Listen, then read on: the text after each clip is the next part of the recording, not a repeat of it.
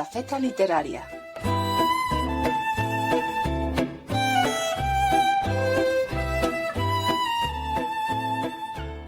Buenos días y bienvenidos un miércoles más a la estafeta literaria de Jaén Plus Radio. Como somos una estafeta viajera, hoy nos vamos, no sé por cuántas veces ya, pero que tenemos muy buena cantera de escritores en la región de Murcia. Esta mañana tenemos con nosotros a Antonio Cascales. Muy buenos días, Antonio. Muy buenos días a todos, a toda la provincia de Jaén con la que me unen lazos de sangre. Buenos días desde Murcia. Antonio, cuéntanos un poco sobre ti. ¿Y cuándo Vamos a empezaste a ver. escribir? Mi vida es una vida bastante sencilla. Además, está vinculada a Jaén porque mi madre es de Baeza, concretamente. Y yo además soy, aunque ya estoy a punto de retirarme, pero yo soy guardia civil de profesión y mi formación estuvo vinculada a Úbeda y a Baeza, o sea que tengo un vínculo fuerte con esa provincia. Bueno, mi vida transcurrió en la Guardia Civil, estuve en Bilbao, estuve en San Sebastián, en algunos sitios, era joven y estuve ahí en los grupos anti-ETA y demás. Y luego ya pues estabilicé mi vida, tuve hijos, tengo dos, y me dediqué a escribir pues hace unos 15 años más o menos. Siempre había escrito algo, pero nunca había publicado. En realidad mi decisión fue la de publicar y esa decisión la tomé hace aproximadamente unos 15 años, sobre el 2010. Hay una pregunta, antes de entrar al tema literario, si no te Sí, importa, hay algo que me interesa bastante, es tu profesión. Tú tienes que sí. haber vivido seguramente los años duros de la lucha antiterrorista. ¿Alguna Eh, cosa que te haya marcado especialmente, que luego hayas hecho catarsis con la literatura y has utilizado tus libros para hacer una catarsis de alguna cosa que has podido vivir en ese momento? Sí. Vamos a ver, yo llegué a Bilbao concretamente en el año 83. Los años duros, los años conocidos como el de plomo fueron los años 78, 79, 80, 81. En el 83 estaba más calmado, pero desgraciadamente yo viví directamente pues el asesinato de varios compañeros míos. Pero Qué duro. hay un hecho que me marcó y de hecho escribí un libro que lo saqué con un seudónimo, el seudónimo de Antonio Marchal Sabater, que son los apellidos de mis abuelas. Ese libro se llama o se titula Hoy 1985 y está basado en un accidente de avión en el puente aéreo Madrid-Bilbao en el año 85, en febrero del 85, el día del carnaval, era martes. Y durante aquella mañana todos los medios de comunicación, las fuerzas y cuerpos de seguridad y demás, todos dábamos por hecho de que aquello había sido un atentado de ETA en aquella época. Con el tiempo, con los días, no con mucho tiempo, con los días, esa idea se fue diluyendo y al final acabó el caso archivado en el juzgado del Nica como un accidente más de los pocos que gracias a Dios ocurre, pero como un accidente, un trágico accidente aéreo. Y yo no me quedé tranquilo, no, yo tenía mi gusanillo por dentro, pero evidentemente no podía hacer nada, las autoridades lo habían decidido así, y ese gusanillo, ese espíritu que se me quedó dentro de contradicción, luego lo plasmé 30 años después en una novela, Hoy 1985. Y sí, quien la lea puede encontrar ahí cosas de aquella época, de aquellos momentos, del tránsito político en el que estábamos sumergidos y cómo vino ese accidente, que es la versión oficial, cómo vino ese accidente a cambiar un poco algunas cosas en España. Hay algo que ahora voy a hacer un inciso, que es algo mío personal. Yo Sí, fui víctima del atentado de Hipercor cuando tenía en 12 en años, Barcelona, sí, Barcelona. Estábamos de viaje de estudios para que la gente vea cómo se sufre todas estas cosas que no solamente secuelas físicas para la pobre gente que tiene la desgracia de, de ser víctima de un atentado, sino sí, simplemente lo que es la cuestión psicológica. Pues sí, entramos al Hipercore, la profesora que nos llevaba, no sé por qué, esa señora, de repente se le cruzó el cable y dijo, chicos, no, lo he pensado mejor, no vamos a entrar, salid, que luego ya venimos, vamos a dar una vuelta y más tarde volvemos al Hipercor. Todo el mundo quería hacer una compra para el regalo de sus padres. Pues cuando habíamos andado nada, muy pocos metros, la onda expansiva a mí me tiró al suelo. ¿Creerás que todavía el día de hoy, con 50 años que tengo, he olvidado ese viaje, que lo único que recuerdo es ese instante? No me acuerdo cómo llegué a Barcelona, cómo fue el viaje, en qué hotel estuvimos, nada. Incluso he intentado con algunas terapias recordar, pero me resulta prácticamente imposible. Entonces, por eso te he preguntado lo de la catarsis a través de la literatura, porque creo que una persona que ha estado tan cerca de la lucha antiterrorista, tenéis que llevar un sufrimiento a cuestas bastante importante. Pues la verdad es que sí. Yo he sufrido, yo creo que creo que no estoy yo dañado o perjudicado psicológicamente, pero la verdad es que yo no olvido prácticamente ninguno de los días que estaba allí. La presión sobre nosotros, sobre los cuarteles y demás, era muy fuerte. Y luego, después, cuando pasé a los servicios de información, pues la presión a lo mejor ya no era tan fuerte porque nosotros vivíamos de otra manera, ya no vestíamos de uniforme y demás, pero teníamos la responsabilidad de evitar que a nuestros compañeros les sucedieran cosas. Era nuestra máxima responsabilidad. Entonces sí que es verdad que esa presión luego fue mayor, tuvo más peso específico en mí, porque me responsabilizaba de esas cosas. Tuve la desgracia de que mataron a uno de los compañeros míos en el sentido de los que del grupo que teníamos bajo protección, y luego después también a muy pocos metros de mí, pues prácticamente a 40 o 50 metros de mí, mataron a un policía nacional, entonces ya era policía nacional, que tampoco pudimos hacer nada. Detuvimos al comando aquel nada, unas horas después, pero en ese momento no pudimos hacer nada por evitarlo. Y sí, esas cosas no se olvidan nunca, creo que no se me olvidarán nunca, no sé, que alguna enfermedad se las lleve. Pero sobre todo luego lo más trágico fue lo del avión que fueron 178 personas completamente fallecidas, y yo siempre he mantenido la versión de que aquello fue un atentado. Quizás no fuera un atentado de ETA, pero aquello fue un atentado. Pero claro, yo ya nunca lo pude demostrar, solamente se queda en mi teoría. Y por eso luego escribí un libro. Claro, en ese libro reflejé algunos aspectos de mi vida allí. Es un libro bastante autobiográfico de alguna manera, y de cómo vivía la gente y demás, pero bueno, ahí está. Pero en fin, yo no cobro ni tengo bueno, no pertenezco a las víctimas, a las asociaciones de víctimas, pero sí que tengo infinidad de amigos en esas asociaciones, de gente de conocidos, del atentado de Zaragoza, del atentado de Vic, gente con la que todavía tengo relación bastante directa con ellos. Bueno, cambiemos un poco de tercio y vamos a tu última obra. Cuéntanos un poquito sobre lo último que has escrito y en qué situación está.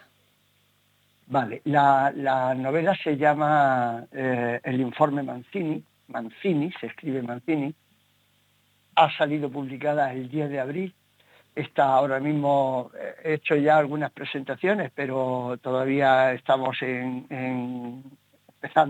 Vamos, que está calentita, que acaba de salir de imprenta prácticamente. Está caliente. Vamos a ver, esta es una novela que la poca gente que la ha leído todavía me la está elogiando mucho, porque el tema es un tema que ya no está candente, es otro tema, el trasfondo de la novela es otro tema histórico, y ya no está tan caliente, ni tiene nada que ver con España, ni siquiera tiene nada que ver conmigo. Es la novela, el informe Manzini, concretamente, que le da título a la novela, es la posible autopsia clandestina que se le hizo al Papa Juan Pablo I cuando murió. Si la gente no recuerda, pues yo se lo recuerdo. Yo ya era grande cuando esto pasó, en el año 78.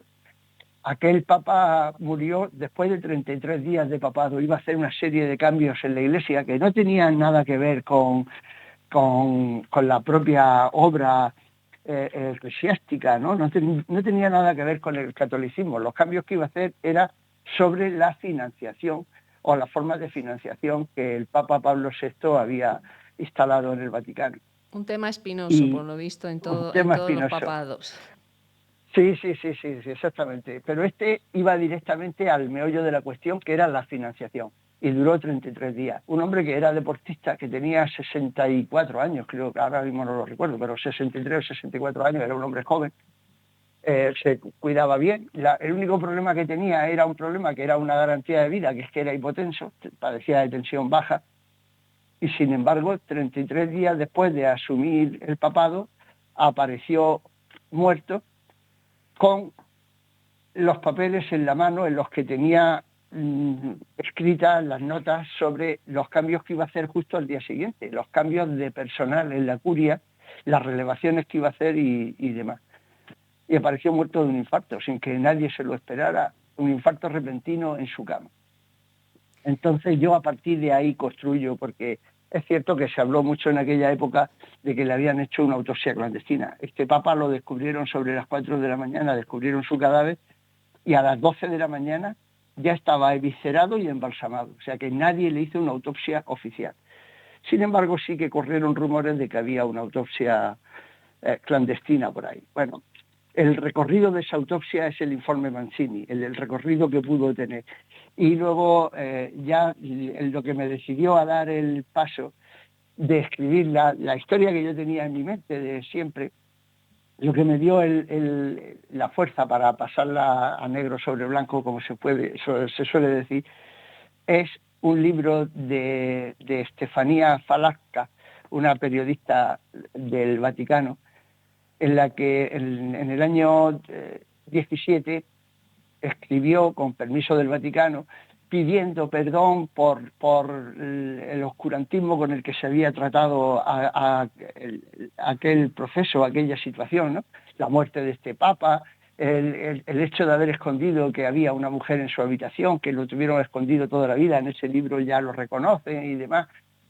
Pero lo que llegó a mi oído por otros temas es de que ese libro el Vaticano no lo publicó, no autorizó su publicación hasta que no consiguió esa autopsia secreta que había estado perdida durante más de 40 años.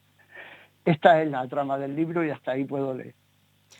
Muy interesante. Además, a mí me interesa mucho el tema de los papados, y el libro ha llegado como agua de mayo ahora mismo en el mercado, porque estamos en un proceso que empieza mañana mismo de elección de nuevo papa, y sabes que siempre eso está rodeado pues de Intrigas conjuras, y suposiciones, algo que me parece realmente fascinante el tema. Sí, pues la verdad es que eso ha sido casualidad, porque yo empecé a escribir, empecé a recopilar información a través de la publicación de Estefanía Falasca, pero ahora pues se ha puesto de moda. Ahora no hay tanta intriga, pero ahora la muerte yo creo que es completamente natural, evidentemente, y demás. Y bueno, a ver si va a seguir, el nuevo Papa seguirá con esta continuidad, siempre con la continuidad que ha dejado el Papa Francisco.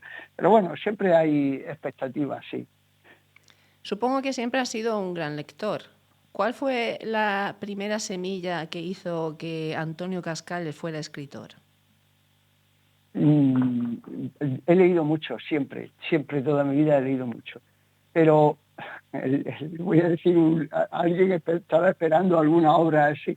No, lo que a mí me indujo a escribir fue conocer la obra de Frederick Forsyth. Wow.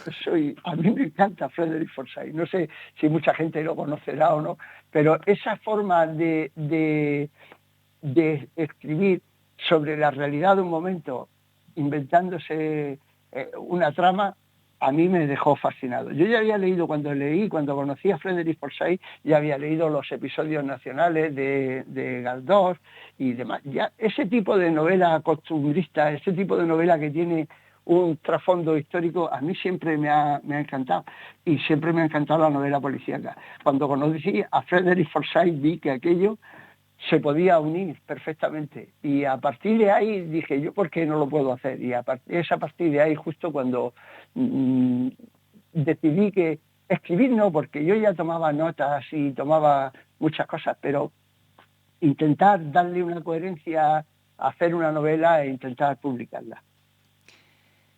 Ahí ese es el disparador de mi obra literaria. Antonio, ¿qué presentaciones tienes en breve? ¿Vas a seguir? Pues ¿Estás haciendo algún tour por la región de Murcia?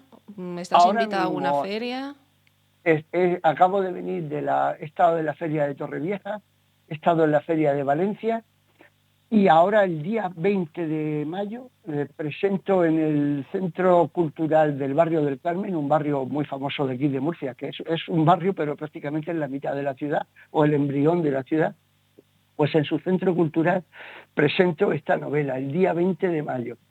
Y luego ya no, en Madrid, a la Feria del Libro de Madrid, voy entre el 2 y el 6. Y de momento, esa semana, voy a estar filmando en distintas casetas por las tardes. Y luego tengo algún evento más, pero no lo tengo todavía confirmado. Pero así, en breve, son esos los eventos que tengo con el libro. Supongo que las presentaciones y las firmas son momentos emocionantes porque es cuando estás con el tú a tú con los lectores. ¿Tienes alguna anécdota especial que te haya emocionado de alguna persona que ha venido a decirte fírmame el libro o que ha venido a decirte, oye, que he leído tu libro y me ha pasado esto o aquello? Sí, escribí otra novela también en el que tocaba un poco algo que también viví, pero lo tocaba muy de refilón la novela. Una novela mía que también la saqué con ese seudónimo que utilizaba antes, cuando todavía me daba miedo decir quién era y las cosas sobre las que estaba escribiendo.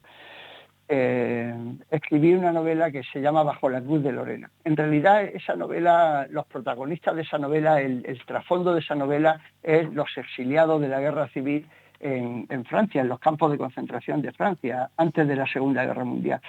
Pero a una de las protagonistas la hice, por decirlo de alguna manera, la hice víctima de un atentado de ETA que hubo en el año 86, si no me equivoco, en Madrid, el famoso atentado contra el autobús de la Academia de Tráfico, en el que 12 guardias civiles murieron. ¿De acuerdo?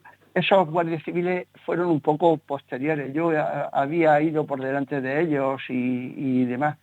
Claro, aquel atentado, aunque yo ya no estaba allí, me quedó un poco clavado. Y lo metí como una parte, un pequeño trasfondo, un pequeño impasse en esa novela, porque situaba a una de los nietos de uno de aquellos exiliados para poner el sufrimiento de la familia que había llevado y demás durante su trayectoria.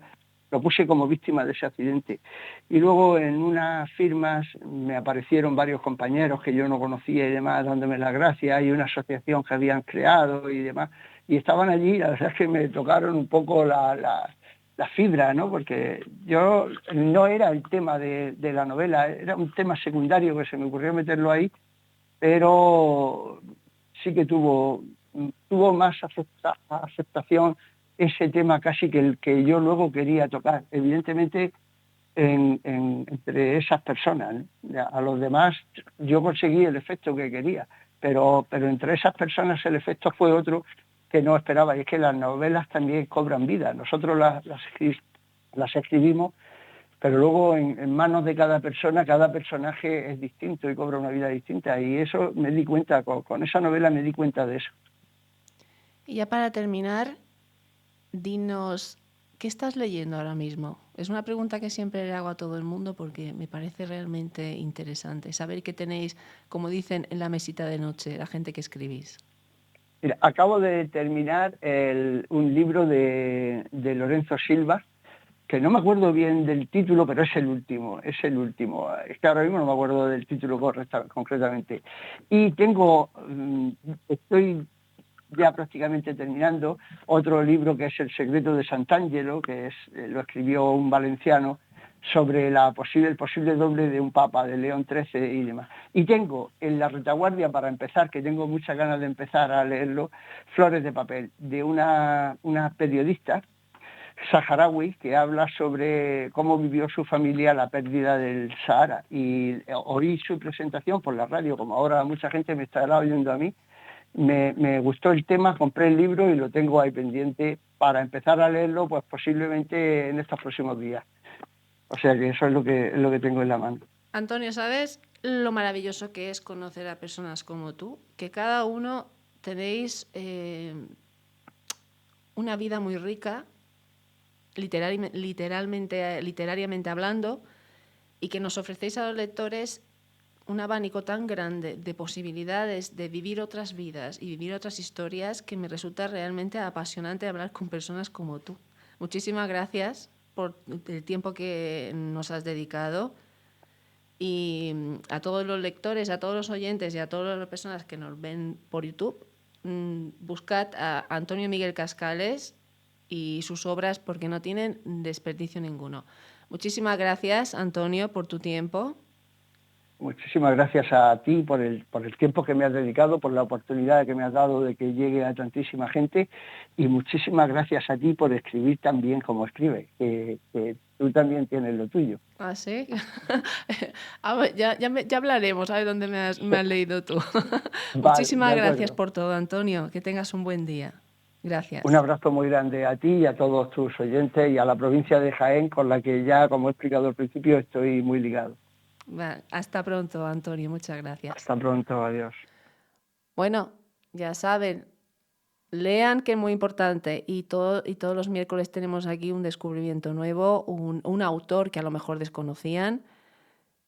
No olviden leer, que es muy importante y es fundamental para seguir creciendo. Nos vemos, nos escuchamos el próximo miércoles en Jaén Plus Radio en la Estafeta Literaria.